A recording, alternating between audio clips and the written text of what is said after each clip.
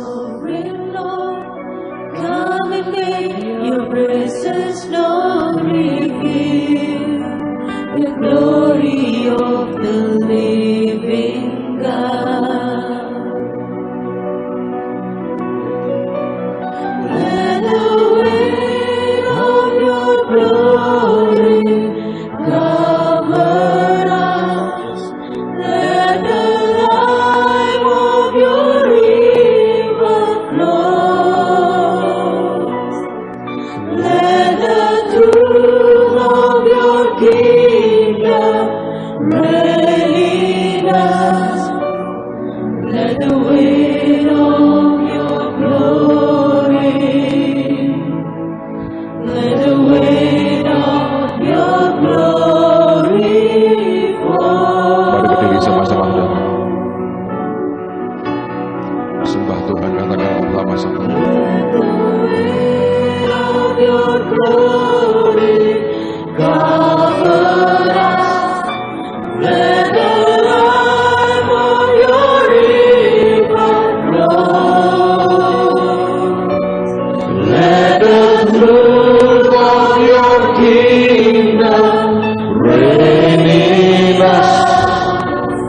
Let the weight of your glory, let the weight of your glory fall. Saudara dengarkan baik-baik.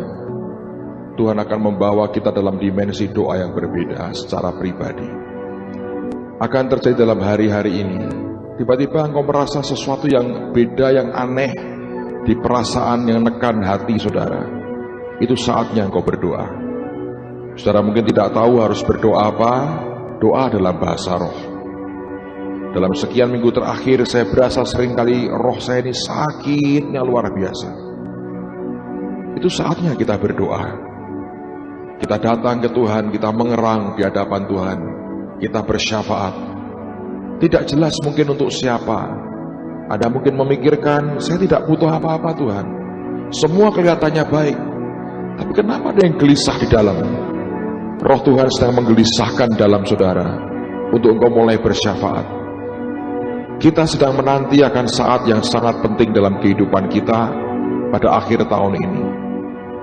Saya dengar ada banyak penglihatan, banyak mimpi apa yang akan Tuhan kerjakan.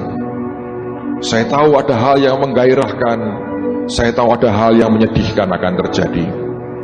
Anak-anak kecil diberi mimpi oleh Tuhan. Ada peperangan, ada instruksi yang cepat sedang dikerjakan. Ada orang-orang diberi mimpi, orang-orang ditarik masuk dalam bahtera. Tapi ada beberapa orang hanya berpangku tangan, hanya lihat-lihat dan berpikir bahwa dia toh juga satu kali kelak akan masuk. Roh Tuhan bergerak begitu cepat di tengah-tengah kita. Dalam hati saya hari ini ada mix campuran yang aneh sekali. Saya tahu saya menantikan hari-hari yang sangat luar biasa. Saya mengerti juga itu hari-hari yang berbahaya. Karena kalau orang salah bereaksi akan fatal akibatnya. Tapi saya percaya kalau malam hari ini Tuhan mulai berikan roh syafaat di tengah-tengah kita. Anda akan mulai mengalami akan kehidupan doa yang berbeda. Ada orang-orang yang bingung tiap kali mesti berdoa apa dan dia mengulang doa-doa yang sama. Tapi mulai malam hari ini kalau engkau membiarkan hidupmu, roh jiwa tubuhmu dipakai Roh Kudus, engkau akan diberi roh syafaat itu. Dan sewaktu-waktu itu akan muncul dalam hidupmu. Tiba-tiba engkau hanya pengen nangis dan tidak tahu nangis untuk apa. Nangislah. Masuk kamar, doa bahasa roh, meratap kalau perlu di hadapan Tuhan. Karena seseorang mungkin yang tidak engkau kenal harus engkau ratapi. Saya mendengar kesaksian suami istri yang satu pagi tanpa A tanpa B dapat penglihatan wajah seorang dan dia meratap di hadapan Tuhan dan dia tahu murka Tuhan hampir diturunkan dan dia bersaksi, Pak, saya pegang kaki Tuhan, saya meratap di hadapan Tuhan. Itu syafaat yang Tuhan sedang kerjakan di tengah-tengah kita. Tapi mungkin satu hari engkau meratapi orang yang engkau tidak tahu siapa yang engkau ratapi. Tapi kalau itu dikerjakan dengan segenap hati, ada sesuatu yang luar biasa akan terjadi. Amen, saudara. Beberapa bulan sebelum Presiden Nixon jatuh oleh karena kasus Watergate di Amerika sekian puluh tahun yang lalu, seorang hamba Tuhan diberi penglihatan oleh Tuhan. Ada makhluk mengerikan muncul dari laut menyerang Amerika. Dan Tuhan berkata, doa syafaat buat bangsamu. Tapi orang ini pada waktu itu dia mengaku, aku tidak taat. Aku biarkan semuanya berlalu. Dan sekian bulan kemudian Amerika goncang karena kasus Watergate. Ketika dia berdoa, Tuhan tegur dia berkata, aku sudah peringatkan engkau, bangsamu akan goncang kalau engkau tidak berdoa. Kita hidup dalam zaman yang aneh sekali. Peperangan rohani terjadi di mana-mana. Saya tidak menghubung-hubungkan dengan cara manusia saya, tapi saya berani berkata, selalu akibat karena ada orang-orang yang mau taat dengan apa yang Tuhan kerjakan. Anda mengerti, beberapa hari yang lalu bangsa ini mengalami berita yang mengejutkan. Tokoh teroris yang paling dicari ditemukan, walaupun kemudian akhirnya diketemukan dalam keadaan sudah mati. Semua orang mengerti. Informasi pertama itu muncul dari peristiwa yang terjadi di kota ini. Ada orang ditangkap di kota ini. Dari orang itu berita itu terjadi dan mereka membongkar banyak hal. Mengapa Semarang? Saya percaya banyak orang berdoa di kota ini. Beberapa minggu lalu saya tahu Pak Sugi naik helikopter naburkan garam di atas kota ini. Dan saya percaya peristiwa Senin yang lalu di mana Anda berdoa peperangan rohani terjadi, Tuhan berikan kemenangan, itu bagian rangkaian rentetan dari apa yang terjadi. Alam roh kita menang, dalam alam jasmani itu akan terjadi sesuatu yang luar biasa. Kita hidup sebagai manusia rohani, saudara. Dan apa yang Tuhan berikan pada petang hari ini akan mengubah banyak hal dalam kehidupan kita. Amen, saudara. Mari angkat tangan sama-sama sekali lagi. Naikkan lagu ini sebagai doa kita. Tapi saya hanya beritahu saudara, kalau dalam minggu-minggu ini akan terjadi seperti roh doa mengerang. Ada beban, ada tangisan, ada jeritan dalam hatimu. Ada air mata yang keluar, ada ratapan tertentu. Lakukan seperti apa yang roh Tuhan mau.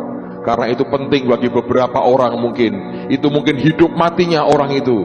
Dan engkau tidak pernah mengerti siapa orang itu, tapi roh Tuhan mengerti dan dia memakai kehidupan kita. Amen, saudara. Mari segenap hati naikkan lagu ini sebagai permohonan kita kepada Tuhan. Spirit of the sovereign Lord, come and make your presence known, reveal the glory of the living God. Spirit of the sovereign Lord, come and make your presence known, reveal the glory of the living God. Let the weight of your glory cover us. Let the light of your river flow. Let the fruit of your kingdom reign in us. Let the weight of your glory. Let the weight of your glory fall.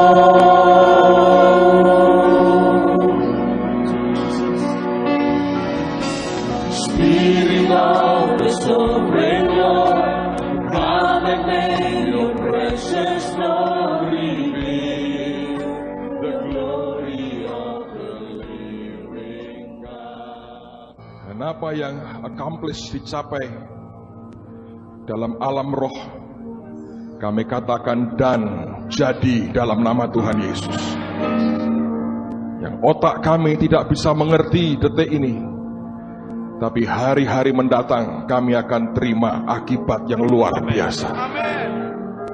Dan Roh Kudus terus pimpin kami mengerti apa yang Bapa mau dan hanya melakukan persis seperti yang Tuhan mau. Terima kasih untuk anugerah-Mu pagi ini. Karena kalau bukan Engkau yang mengerjakan, apa yang terjadi pagi ini tidak akan pernah tercapai. Otak kami mungkin belum mengerti, tapi sesuatu yang ilahi sudah ditetapkan dan kami menang pagi hari ini. Amen. Haleluya. Thank you Lord. Terima kasih Tuhan.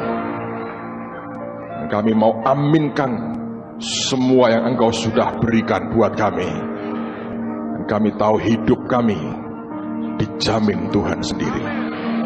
Dan pagi hari ini sampaikan pesan-Mu buat setiap kami. Ajari kami dari perkataan firman-Mu. Roh hikmat, wahyu dan pengertian menguasai kami. Dan biar nama Yesus yang dipermuliakan dan bukan yang lain. Di dalam nama Yesus yang mulia itu, semua kita berkata amen. Berikan kemuliaan bagi Tuhan kita sekali lagi. Amen. Amen. Kita harus belajar mengerti, saudara.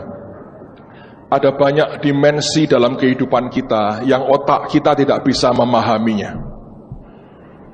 Saya berasa sejak kemarin sore kebaktian anak-anak muda itu, Tuhan berkata, aku mau memberikan akan syafaat, aku akan memberikan sesuatu yang berbeda dalam minggu-minggu ini, sampai nanti Desember Tuhan akan melawat kita.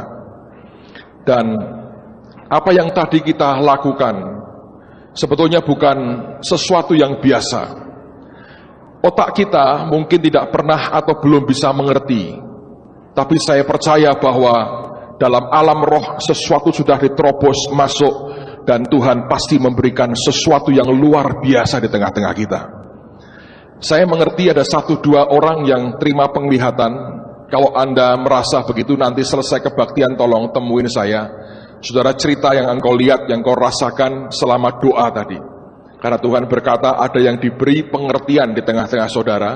Dan saya minta tidak usah dengan malu Anda datang dan ceritakan saja apa yang Anda lihat dan Anda rasakan.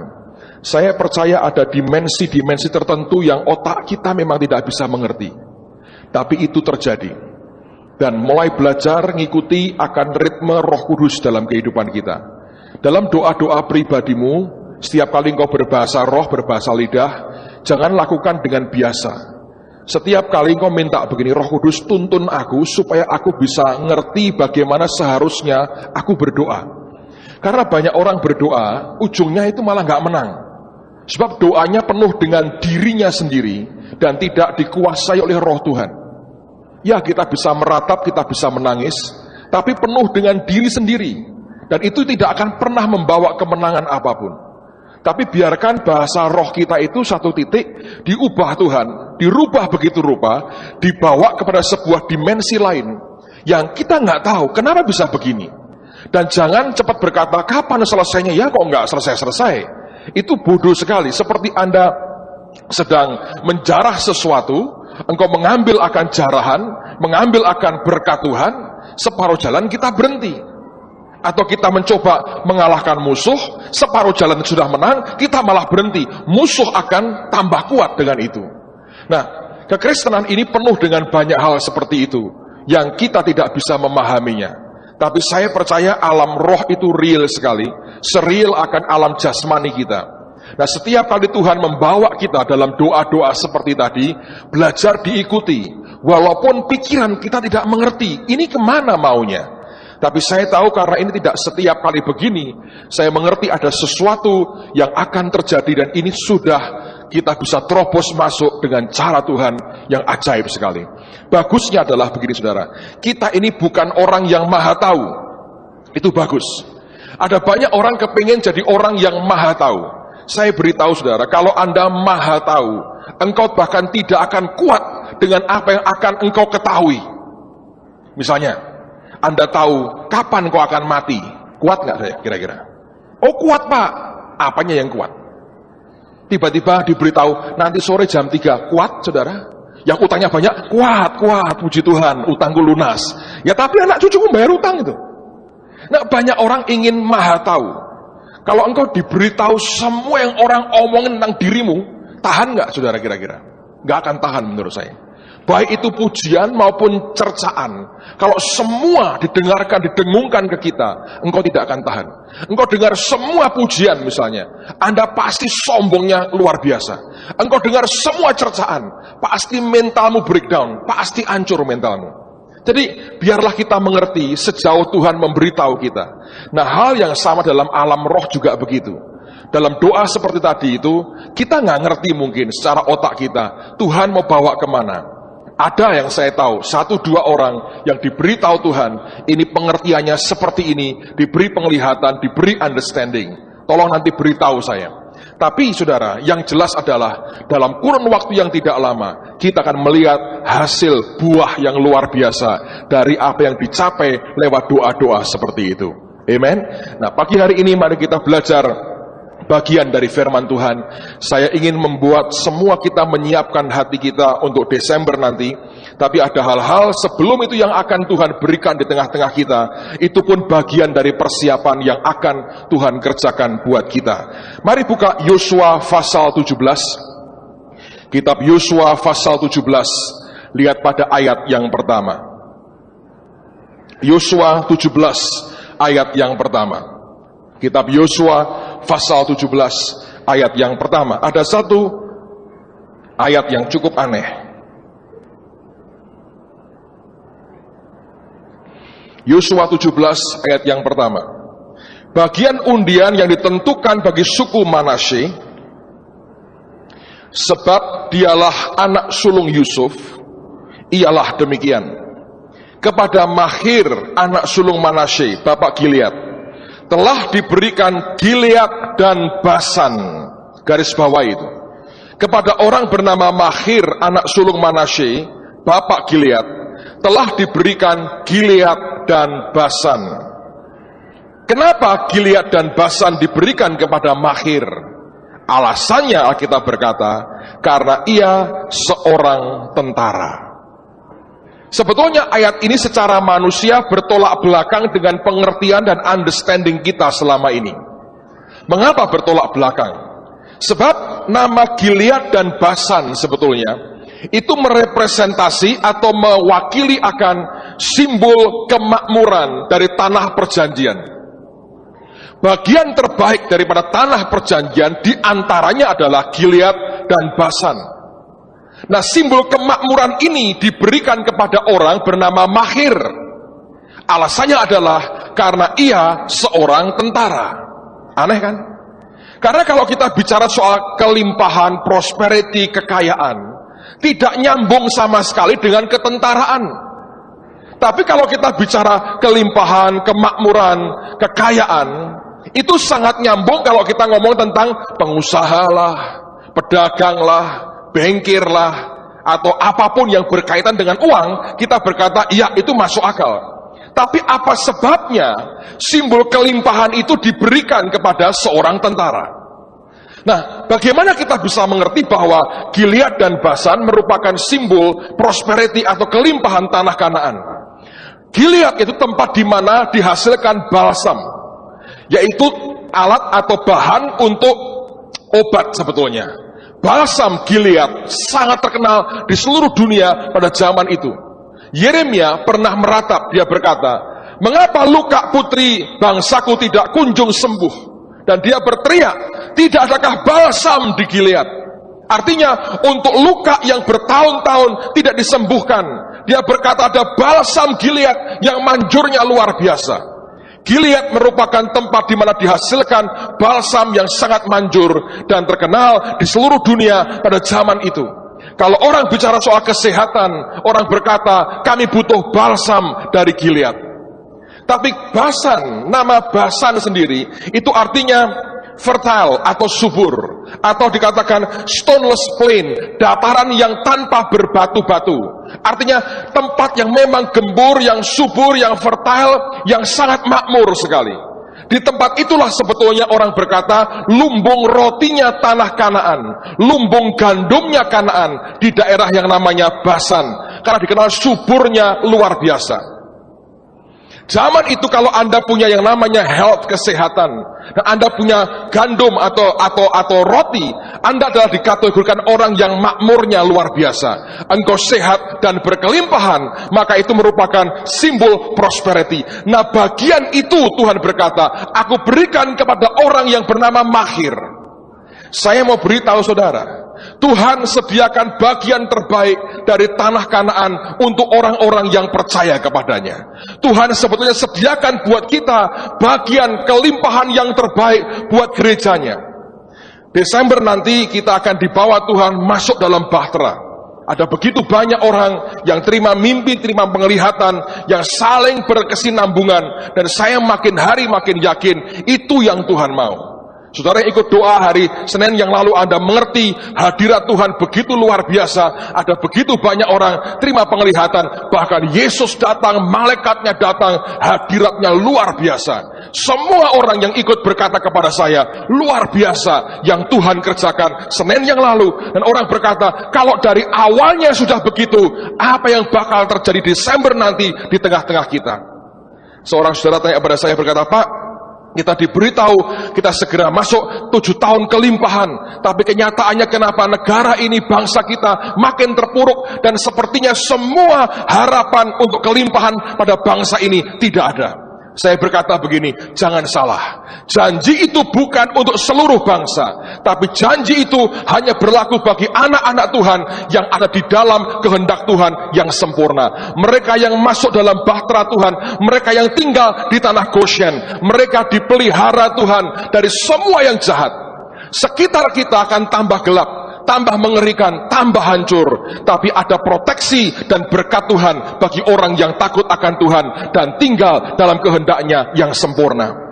Dan hari ini dia berkata, Gilead dan Basan aku berikan kepada anak-anakku. Bagian terbaik dari kelimpahan tanah perjanjian aku sediakan bagi orang-orang yang takut kepadaku, bagi orang-orang yang cinta kepadaku, bagi orang-orang yang hatinya berkenan kepadaku. Tapi Tuhan mengatakan ini merupakan bagian yang tidak akan pernah bisa diberikan kepada setiap orang, tapi hanya orang-orang tertentu yang bisa menikmati bagian terbaik dari tanah perjanjian. Coba buka kitab Nabi Yeremia pasal yang ke-50. Kitab Nabi Yeremia pasal yang ke-50. Yeremia pasal yang ke-50. Ayat yang ke-19. Yeremia pasal yang ke-50 ayat 19. Tuhan berkata begini, tetapi aku akan mengembalikan Israel ke padang rumputnya, supaya ia makan rumput di atas Karmel dan di Basan. Kembali kalau bicara soal kelimpahan, tempat tersedianya makanan, dia selalu mengkaitkan dengan Basan. Dan menjadi kenyang di atas pegunungan Efraim dan di Gilead. Lihat, nama Basan dan Gilead muncul di sini sebagai simbol kelimpahan, prosperity, kemakmuran dari tanah perjanjian. Dan itu yang Tuhan mau berikan sebetulnya buat kita. Tapi kalau kita kembali ke Yosua pasal 17, alasan yang Tuhan berikan adalah karena ia seorang tentara. Mengapa butuh seorang tentara untuk menikmati bagian terbaik dari tanah Kanaan? Mengapa bukan petani, atau bukan pedagang, atau pengusaha? Tapi Alkitab berkata, karena ia seorang tentara, aku berikan Gilead dan Basan kepada mereka. Mengapa harus seorang tentara? Karena saudara harus mengerti siapa yang harus diperangi untuk bisa menikmati bagian terbaik dari tanah perjanjian. Lihat Ulangan pasal yang ketiga. Kitab Ulangan pasal yang ketiga. Ulangan pasal 3. Kalau Anda baca judulnya adalah riwayat peperangan melawan Og, Raja Basan. Nah, siapa Og, Raja Basan ini? Orang seperti apa? Ayat yang ketiga, ayat yang keempat, maaf. Ulangan 3, ayat yang keempat. Pada waktu itu kita merebut segala kotanya. Tidak ada kota yang tidak kita rampas daripada mereka. 60 kota seluruh wilayah Argob kerajaan Og di Basan. Ayat 5. Semuanya itu adalah kota berkubu, dengan tembok yang tinggi-tinggi, dengan pintu-pintu gerbang dan palang-palangnya. Lain daripada itu sangat banyak kota yang tidak berkubu. Kita lompat ke ayat yang ke-11. Hanya Og Raja Basan yang tinggal hidup dari sisa-sisa orang Refaim. Siapa Refaim ini? Refaim ini bangsa raksasa. Kalau Anda pelajari, nanti kita mengerti orang-orang ini sebetulnya campuran antara manusia dengan setan. Dan dalam kitab Yesaya, orang Refaim ini tidak akan mengalami kebangkitan. Jadi ini bukan manusia utuh, tapi campuran antara manusia dengan setan, melahirkan orang-orang raksasa. Nah, kita berkata digambarkan segede apa yang bernama Og Raja Basan ini. Dia berkata sesungguhnya artinya tidak bohong, ini beneran ini. Dia berkata sesungguhnya ranjangnya adalah ranjang dari besi. Biasanya orang pakai ranjang dari kayu, tapi rupanya orang ini harus buat ranjang dari besi. Kenapa harus dari besi? Lihat akan ukurannya. Bukankah itu masih ada di kota Raba Bani Amon? 9 hasta panjangnya dan 4 hasta lebarnya menurut hasta biasa. Kalau Anda konversikan ke meter, maka ukuran ranjangnya dari besi itu 4 kali 2 meter. Pernah nggak Anda lihat ranjang 4 meter tingginya atau panjangnya, lebarnya 2 meter? Itu hanya raksasa yang tidur di situ dan harus dari besi, dari kayu ambrol, pecah, saudara. 4 meter kali 2 meter, tingginya 4 meter, lebarnya itu 2 meter, gedenya luar biasa dari besi. Sekarang kita mengerti mengapa harus tentara yang masuk ke sana.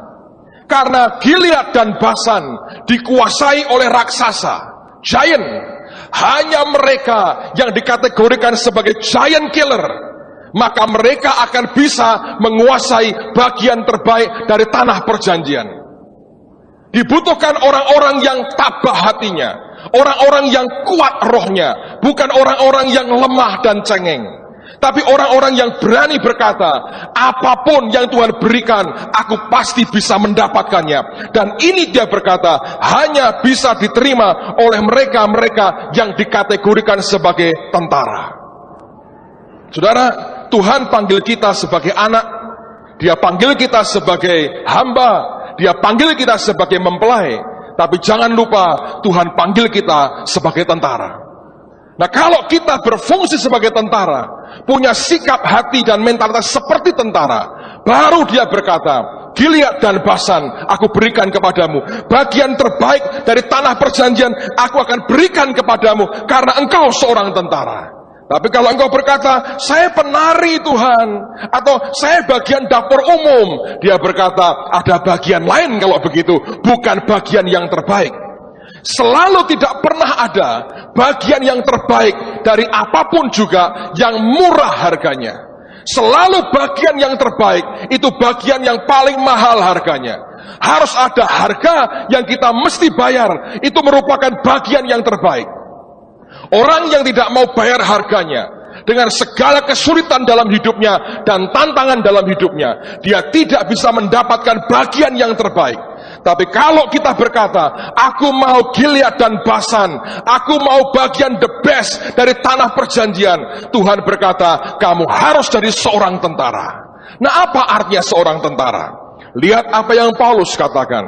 Buka 2 Timotius pasal yang kedua. 2 Timotius pasal yang kedua. Ayat yang pertama sampai dengan ayat yang keempat dari 2 Timotius pasal yang kedua. 2 Timotius pasal yang kedua, ayat pertama sampai dengan ayat yang keempat. Alkitab berkata, sebab itu hai anakku, jadilah kuat oleh kasih karunia dalam Kristus. Bahasa Inggrisnya, be strong in the grace. Jadilah kuat di dalam anugerah. Orang Kristen harus muncul anugerah sebagai trademarknya, sebagai simbol, sebagai penyataan hidupnya. Orang lihat kita akan berkata, anugerah Tuhan di atasnya. Karena itu Paulus berkata, be strong in the grace. Jadilah kuat dalam anugerah. Bukan be strong in your works, atau kuat dalam pekerjaanmu. Dia nggak ngomong itu, dia berkata, be strong in the grace. Jadilah kuat dalam anugerah. kita menikmati anugerah Tuhan, juga kita menyalurkan anugerah kepada orang lain. Itu yang dia katakan. Ayat 2. Apa yang telah engkau dengar daripadaku di depan banyak saksi, percayakanlah itu kepada orang-orang yang dapat dipercayai, yang juga cakap mengajar orang lain. Ayat 3 dan 4 ini penting sekali. Dia berkata begini, ikutlah menderita sebagai seorang prajurit yang baik dari Kristus Yesus. Seorang prajurit yang sedang berjuang atau berperang, tidak memusingkan dirinya dengan soal-soal penghidupannya, supaya dengan demikian ia berkenan kepada siapa? Komandannya. Dia berkata begini, ikutlah menderita, endure hardship. Biarlah engkau berani menanggung akan penderitaan, kesukaran, kesulitan, tekanan dalam kehidupanmu. Sebagai seorang prajurit, dia berkata, endure hardship. Biarkan engkau sanggup menanggung akan beban, penderitaan, tekanan, pressure, kesulitan, kesukaran dalam hidupmu. Dia berkata, kalau engkau berkata, aku seorang tentara, jangan jadi orang Kristen yang cengeng. Dia berkata, endure hardship. Biarkan engkau sanggup menanggung tekanan, penderitaan, kesukaran, seperti apapun. Itu harus jadi bagian yang terbaik dari hidupmu. Dan banyak anak Tuhan yang tidak mau ini karena mereka berkata, aku mau hidup yang gampang, aku mau hidup yang ringan, aku mau hidup yang simple. Tapi dia berkata, kalau engkau tentara, dia berkata, endure hardship. Ada kesulitan, kesukaran, tantangan dalam kehidupan kita. Tanggung itu dan senyum dengan tanggunganmu itu. Ini bagian yang sukar luar biasa. Dan saya jujur berkata kepada saudara, ini bagian yang tidak mudah dilewati dan tidak banyak orang Kristen yang mau melewati. Kita ingin semuanya serba ringan, serba enteng, serba gampang. Ketika saya di LA, di Dream Center, tempatnya anak dari Tommy Barnett, kami ikut kebaktian di Angelus Temple. Dulu ada seorang hamba Tuhan terkenal namanya Amy Semple McPherson yang mendirikan akan gereja itu. Sampai sekarang anaknya yang laki usia 93 tahun masih hidup. Dan saya diberi kesempatan untuk jabat tangan kenalan dengan orang ini. Dan ketika kebaktian ada hamba Tuhan dari Denver yang berkhotbah waktu itu. Dan dia khotbah tentang storm, tentang badai. Dia berkata ada 3 kemungkinan di mana Tuhan itu meredakan badai dalam kehidupan kita. Dan dia mengambil dari 3 cerita yang berbeda. Yang pertama ketika mereka harus ke seberang danau dan Tuhan tertidur, Anda masih ingat ceritanya? Sehingga kapal mereka hampir tenggelam. Lalu kemudian mereka teriak-teriak dan Tuhan hardik danau itu sehingga teduh kembali. Dia berkata, kemungkinan yang pertama, kalau engkau menghadapi badai, menghadapi storm seperti itu, Yesus akan meneduhkan badaimu. Dan ini bagian yang orang paling suka. Aku ada badai, dia berkata, tenang. Psst, tenang. Semua orang suka itu kan? Kalau punya problem, doakan saya Pak, tengking badai saya. Lalu kemudian dia tenang lagi. Itu orang suka. Tapi bagian kedua adalah pengalaman dari Paulus. Dia kena badai. Dan selama berminggu-minggu badainya tidak ditengking. Tuhan kirim malaikat, bukan meredakan badai, dibiarin badainya, dibiarin. Dia hanya berkata, tabah ya Paulus, tabah. Tidak ada yang mati kok, tabah saja. Dia berkata, redakan yang di dalam. Jangan minta redakan yang di luar. Yang di luar tidak akan pernah reda. Redakan yang di dalam. Kemungkinan kedua.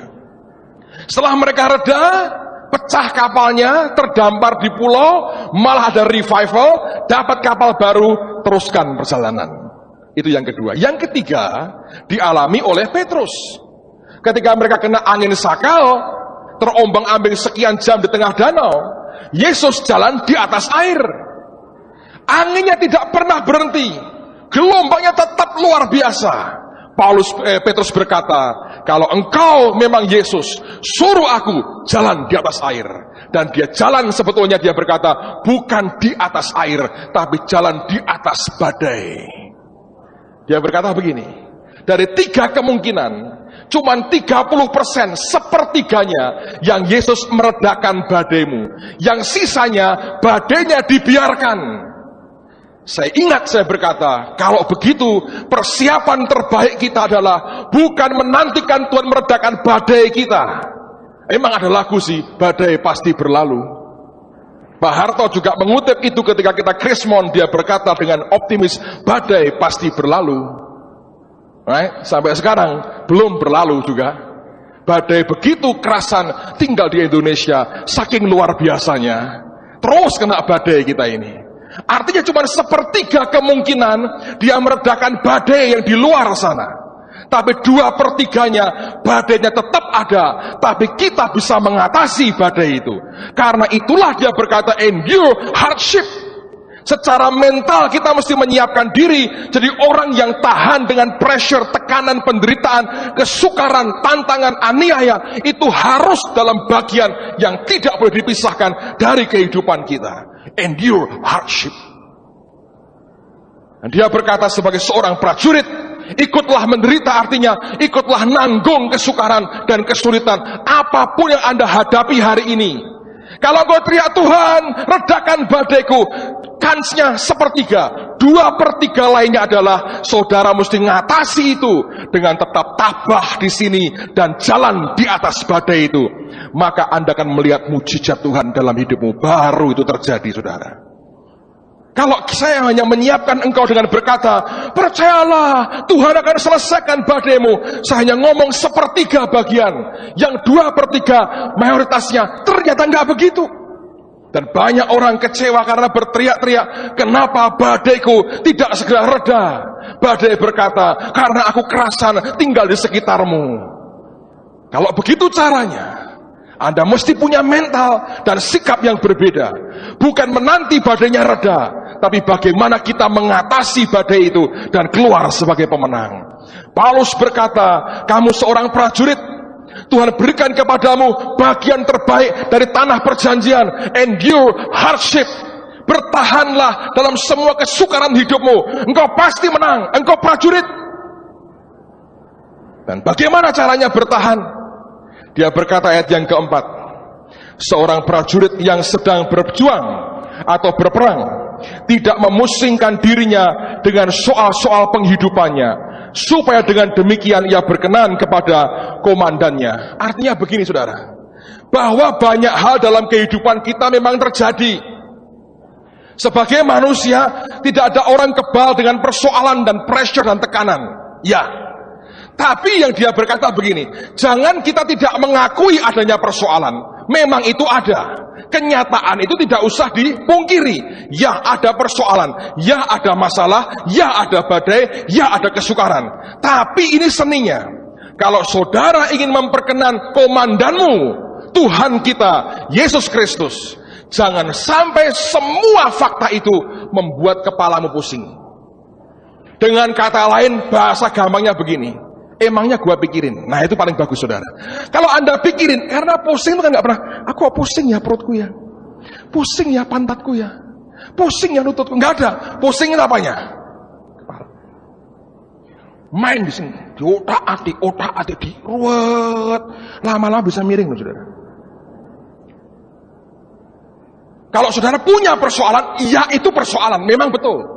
Seninya adalah bagaimana itu menggeser dari pikiran kita, ditaruh di bawah, dan kita berjalan di atasnya. Karena memang hanya itu caranya kita mendapat perkenan dari komandan kita. Bayangkan Anda berperang ya, sambil main pedang berperang nih, segone gosong ya neng omah, ya mati saudara. Ya kan? Anda berjuang hidup mati berperang, kok berkata utangnya dong bayar loh awake dewi. Ya bodoh cara begitu. Ini loh gawat, saudara. Makanya dia berkata, jangan dipusingin. Saya tidak pusing, Pak. Memang ini nggak pusing. Ini kalau ini lapar, saudara, bukan pusing. Pusing itu di sini, ya kan? Jangan memusingkan diri dengan urusan kehidupan sehari-hari. Faktanya itu memang ada dalam hidup kita. Tapi jangan dibawa ke sini, nggak kuat. Matematika aja dapat 5, semua dipikirin di sini. Kimia dapat 3, kok dipikirin di sini, saudara? Ya toh? Naik kelas saja sudah bejo terus tiap tahun. Kenapa dipikirin di sini? Saudara tidak akan tahan. Begitu engkau main di sini, komandanmu tidak akan berkenan. That's it. Dan saya belajar begini. Tidak pernah ada hal besar tanpa pressure, tanpa tekanan. Tidak pernah ada kemuliaan tanpa kesakitan. Gak pernah. Tidak pernah ada mahkota dari emas sebelum mahkota duri dimasukkan ke kepala kita. Gak pernah. Kalau orang berkata, Pak, saya bermimpi akan terima kemuliaan dan sesuatu yang luar biasa, engkau menyingkirkan semua penderitaan dan kesulitan, saya berkata itu nonsens. Untuk orang bisa mendapatkan seorang bayi mungil, seorang ibu harus menderita sakit bersalin yang luar biasa. Dan itu memang hukumnya seperti itu. Tidak pernah ada apapun secara rohani dilahirkan tanpa erangan kesakitan. Sebab gereja lahir lewat teriakan erangan kesakitan Yesus 2000 tahun yang lalu. Sejak saat itu semua polanya sama. Tidak pernah ada erangan, tidak pernah ada penderitaan yang tidak mendahului yang namanya kemuliaan, berkat Tuhan, dan hal-hal rohani yang luar biasa. Saya baru balik dari Amerika beberapa hari yang lalu. Saya mau cerita dan saya berkata pada saudara, ini merupakan trip di mana pressure-nya buat saya pribadi, tekanannya buat saya itu luar biasa. Di antaranya kalau Anda mau tahu, kalau saya pergi ke pelayanan kemanapun, tidak pernah ada target Holy Stadium. Kalau Anda pergi dengan dijanjikan uang yang tidak pernah tahu jumlahnya berapa, saudara akan, menurut saya, bukan senang, saudara, pressure. Dan dia ngomong ke saya begini, minimal kamu dapat $1 miliar. Karena biasanya minimal minggu pertama itu di gerejaku persembahannya $1 miliar. Lumayan ya saudara ya, bisa nyoto bertahun-tahun dan tente itu $1 miliar. Jadi $1 miliar, dia bilang minimal $1 miliar. Saya pikir lumayan lah dapat $1 miliar ya saudara ya, lumayan toh. Nah tapi buat saya itu tekanan. Karena tekanan itu tekanan aja, karena aduh nggak enak lah. Untungnya dia tidak minta saya ngomong soal, ayo tolong saya, bantu saya, enggak. Dia hanya minta saya untuk cerita aja. Nanti dia yang ngomong ke jemaatnya soal memberi untuk kita. Satu itu. Kedua, pressure yang paling berat buat saya begini. Tommy Barnett itu dalam setahun di gerejanya, yang keterlaluan mungkin kita ya, dalam setahun di gerejanya, pendeta tamu yang diundang itu cuma 4, maksimal 5, setahun. Oke. Bill Wilson itu diundang sejak gereja itu berdiri sekian puluh tahun lalu. Bill Wilson aja baru khotbah sekali di gereja itu. Itu pun sudah 9 tahun yang lalu. Dan setelah 9 tahun belum diundang lagi. Jadi saya satu di antara pembicara tamu hari Minggu pertama yang buat gereja dia adalah minggu di mana persembahannya paling gede, karena orang memberikan perpuluhan pada hari itu. Duitnya mau diberikan kita untuk bangun Holy Stadium, bantu bangun Holy Stadium. Dan saya mesti ngomong sesuatu. Dan kalau ini ngaco, saudara tahu akibatnya, mereka berkata, ya 1 dari 4 sudah bicara, begitu cuman. Nyesel kan? Anda tahu Tommy Barnett adalah one of the best preacher di Amerika. Yang ketiga, tidak mungkin saya pungkiri, saya mesti ngomong bahasa Inggris. Kalau saya ngomong bahasa Jawa, lebih enak buat saya. Tanpa mikir langsung ngomong. Bahasa Inggris itu mesti mikir dulu.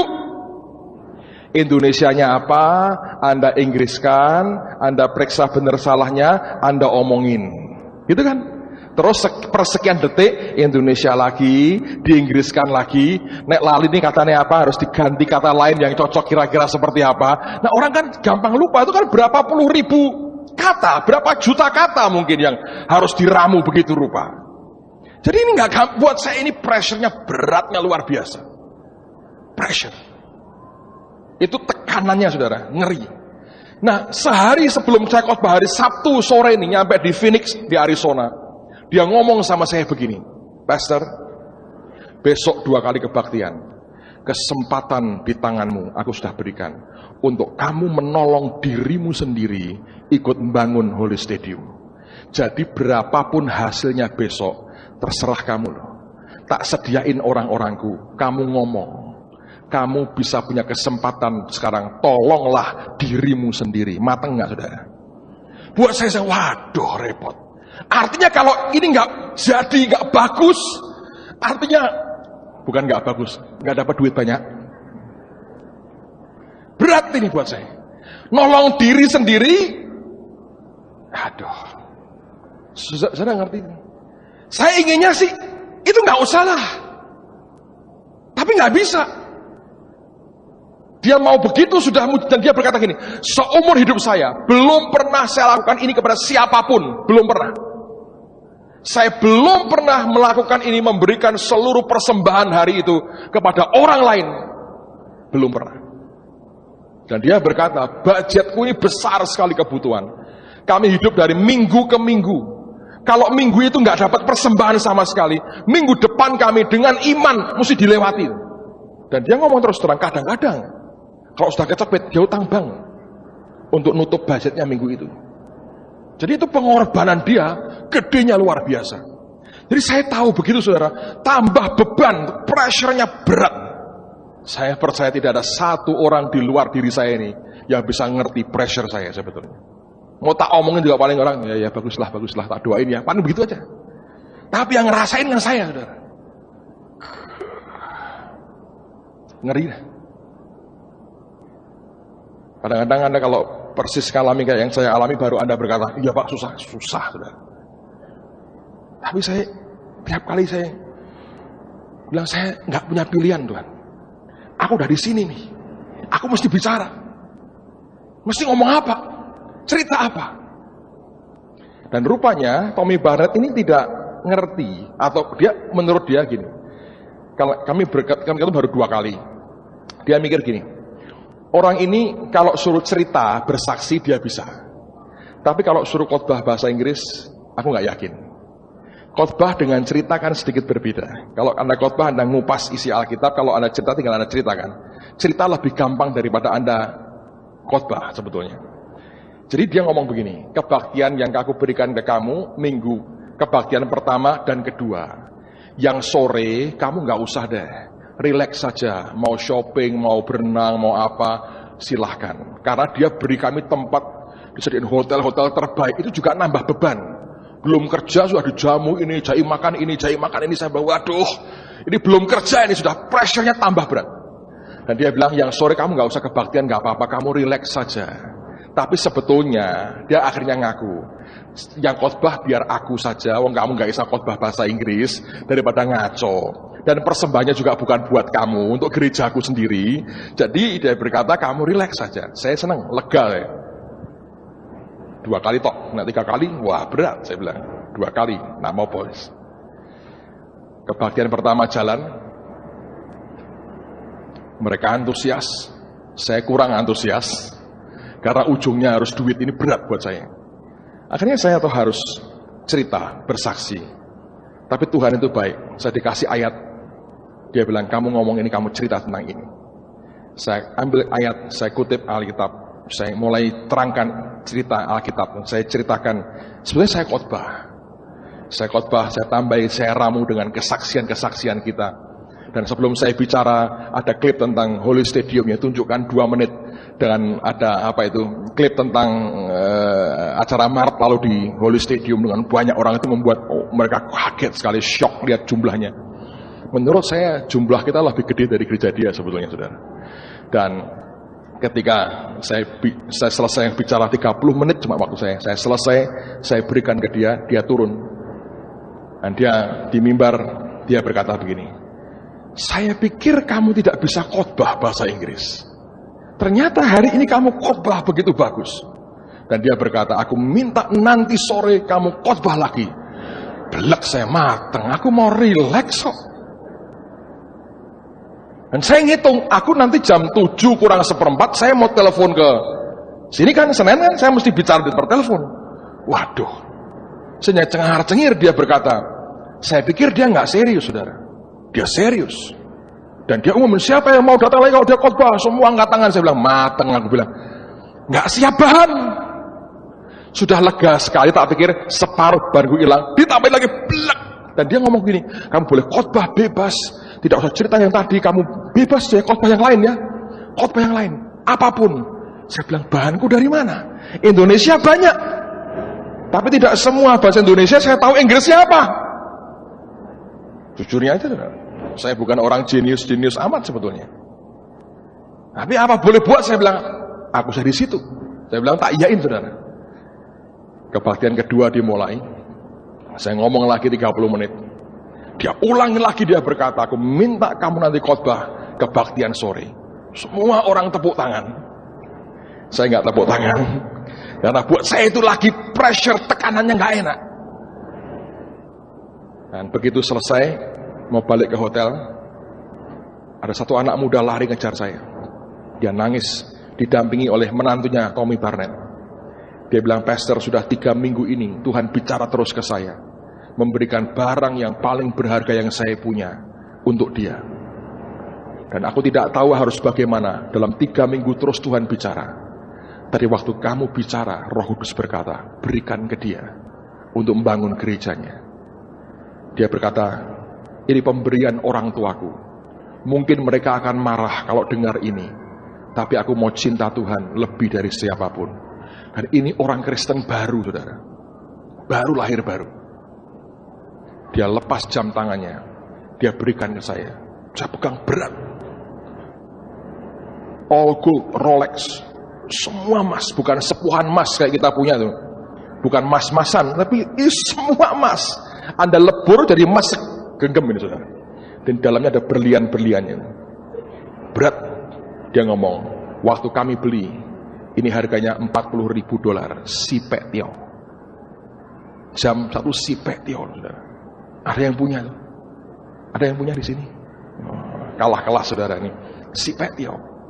Dia minta didoain, saya tumpangi tangan, saya doakan. Amin, tak kantongi. Tak kantongi saudara.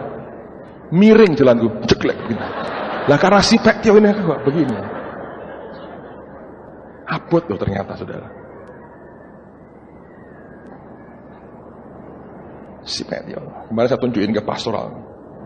All gold, Rolex. Ada berliannya gitu. Sipek Tio.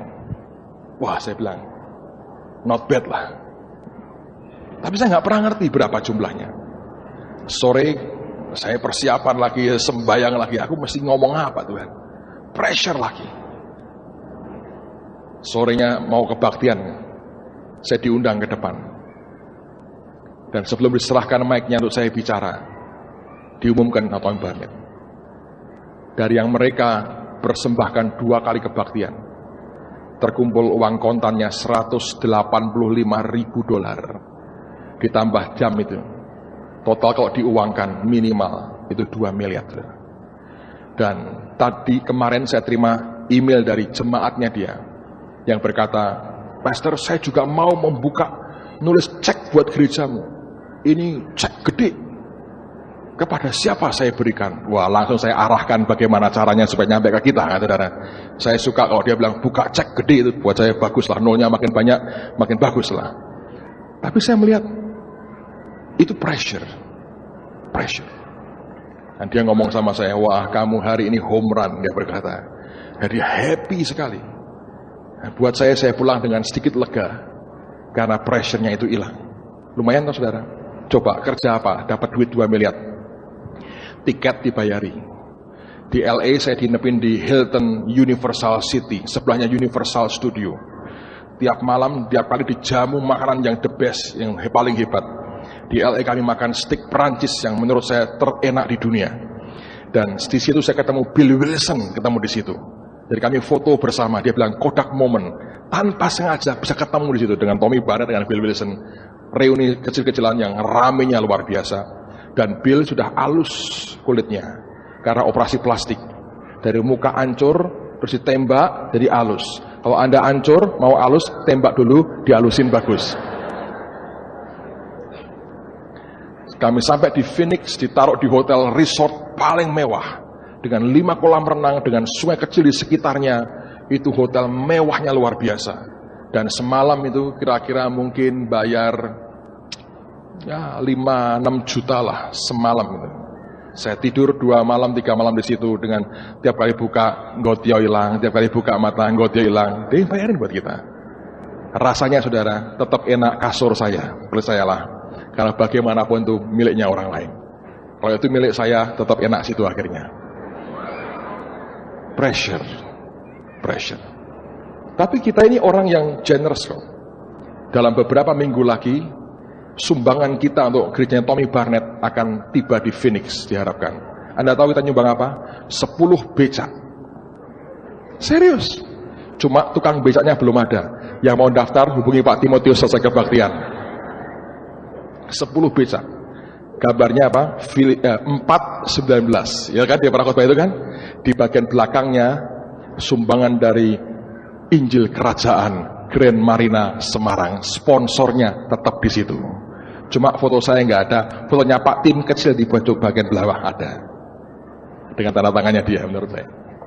Well, Anda mengerti pressure. Saya cerita bagian kecil dari yang saya lewati. Belum hal-hal lain. Pressure. Tapi itu tidak pernah bisa dihindari. Suka tidak suka, Anda mesti melewatinya. Amen, saudara. Nah, dengerin baik-baik. 2 minggu lagi, John Avans ini di tengah-tengah kita. Ini nggak kebetulan. Dan beliau akan memberikan 1 buah mobil kepada seseorang. Kalau kita lagi berdoa loh, kalau aku sejahtera, ntar mungkin tak pasang di depan toko buku Rema sana. Minggu depan mobilnya di situ. Sudah kita beli mobilnya dan akan dipasang di situ. Kok itu tok? Kalau cuma itu tok, nanti kalau nomormu atau Anda yang dapat, kembalikan, saudara. Oh yojo, tak baik tetepan. Ya, jangan dikomentari pokoknya. Ini bukan undian, ini hanya pemberian. Karena dia hanya bisa beli 1 untuk Anda, ya 1 di antara saudara akan dapat itu. So 2 minggu lagi, 1 di antaramu akan pulang bawa mobil baru. Persembahan dari John Avans ini. Tapi Anda harus pakai kaos dengan gambar John Avans ini selama 3 tahun, tidak boleh dilepas-lepas. No, itu guyonan saya. Tapi saya percaya begini saudara, karena Tuhan mau berikan bahtera buat kita, maka apa yang dia mau sampaikan, itu penting buat kita. Dan saya percaya ini bukan kebetulan, dia kirim sebelum Desember, karena dengan mengerti prinsip-prinsip kelimpahan, kita akan bisa menikmati saat-saat yang Tuhan akan sediakan buat hidup kita. Ingat, Gilead dan Basan, bagian terbaik dari tanah perjanjian, Tuhan sediakan buat tentara-tentaranya. Amen. Mari kita berdiri sama-sama. Bukankah kita punya Tuhan yang luar biasa? Amen. Bukankah dia punya Tuhan yang baik sekali? Semalam saya dengar cerita menarik sekali. Saya punya keponakan kecil, usia berapa tahun ya, nggak tahu, 3, 4 tahun, 5 tahun, perempuan, anaknya pinter, di tes IQ superior, pinter sekali. Satu hari dia dimarahi sama maminya, terus ketahuan sama tantenya. Jadi tantenya godain dia, kamu habis dimarahi mamimu ya, habis disabet mamimu ya. Dia diem aja, terus dia nyanyi, semua baik. Habis sabet dia bisa nyanyi semua baik. Kalau kita disabet, nyanyi apa? Patah hatiku jadinya. Aduh, anak kecil habis sabet digodain dia berkata, semua baik. Luar biasa kan? Kita seringkali tidak tahan menghadapi hardship, pressure dalam hidup kita. Mari jadi tentara yang bagus, saudara. Apapun boleh terjadi, jangan sampai membuat pusing pikiran kita. Singkirin jalan, ikuti perintah komandanmu. Dari penderitaan Yesus belajar taat. Hidup yang sama Tuhan akan berikan buat kita. Mari angkat tangan sama-sama. Semua baik. Apa yang telah kau berbuat di dalam hidupku, Semua baik, sungguh telah jadikan hidupku berarti. Semua baik, segala yang telah kau perbuat di dalam hidupku. Semua baik, sungguh teramat baik, kau jadikan hidupku berarti. Katakan lagi, semua baik, semua baik, segala yang telah kau perbuat di dalam hidupku. Semua baik, sungguh teramat baik,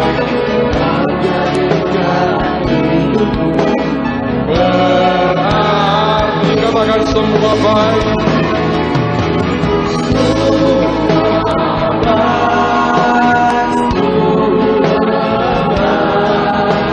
segala yang telah kau perbuat di dalam hidupku.